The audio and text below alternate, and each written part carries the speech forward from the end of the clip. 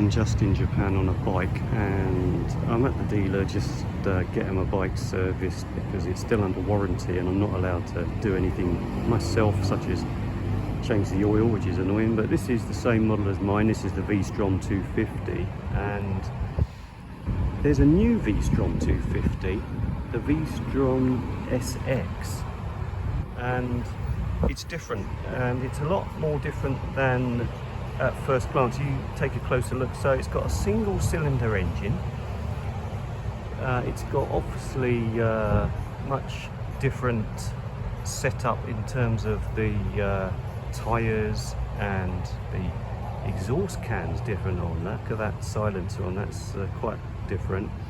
It's obviously designed more for off-road use. The seat as well is different. You can see the seat's in two parts, and the rear seat, the passenger seat, interestingly, is bigger, wider, and looks more comfortable for a passenger, which I find strange because I think you're more likely to go solo on a bike like this if you're going to go off-road. So I find that odd. The prices are exactly the same. More or less, sorry I say that, almost exactly the same price. Looking for other differences, but this is just a short video to say that, well, you can see the front there is different as well. The front light setup, it's got these higher indicators as well. The screen's a bit of a different shape as well, just to compare, look. So you've got, you know, the traditional round headlamp on that. What else you got? Knuckle, yeah, you got the knuckle guards are different on that as well.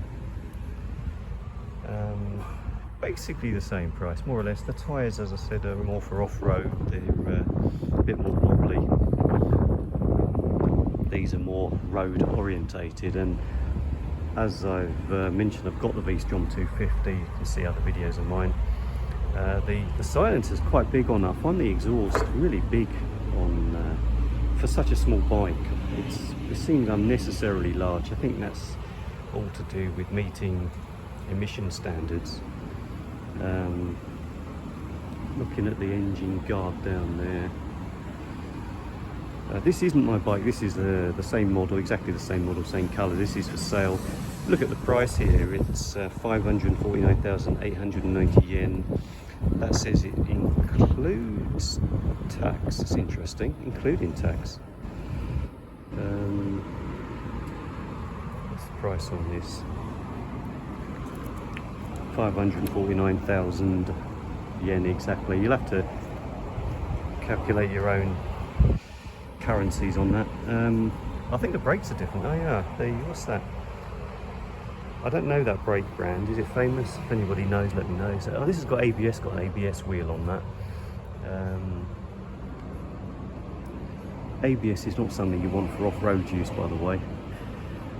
And this, not sure how that's pronounced, Biber, maybe. Don't know. Not familiar with that brake brand. Just have a look at the other one. Can't see the brake brand on that, but what I can see is it's got a wavy disc on it. This has also got ABS, by the way. Wavy front disc, and the SX model doesn't have a wavy front disc, single front disc, and that's enough for a 250. Don't need anything more than that. Rear disc doesn't say, is that the same brand? I'm assuming that they put the same brand of brakes on the front and the rear, but it's not a given, I suppose. Let's see what the rear disc is on this one. Going around the other side. Yeah, wavy as well. So the conventional twin engine 250 V-Strom, that's a parallel twin, by the way. It's got a single wavy disc on the front, single wavy disc on the back. And then this new SX single, so 250 single cylinder, has got more conventional non-wavy disc, single disc on the front and back. It's quite a big disc, just to be honest, even though it isn't wavy, it's quite a big one. Is that same size? I would say actually same size probably, don't know, not sure. So there we are. You can get an idea that the styling, I mean, it's sort of basically the same, not huge differences, but clearly this 250 SX is more off-road orientated as opposed to the original V-Strom 250, which as I said, this is the same as the one I've got. And I'll tell you what, it's pretty good value for money, because I'm amazed to see that that price is including tax. That does surprise me. 2 years after I bought mine and the price hasn't changed. Does surprise me. But there is a slightly better model that has like a guard sort of thing on the headlamp, and I forget what else. Can't see. Has this got? Yes, it's got a centre stand. Mine's got a centre stand, and mine's just over there. I won't film it now, but mine's over there.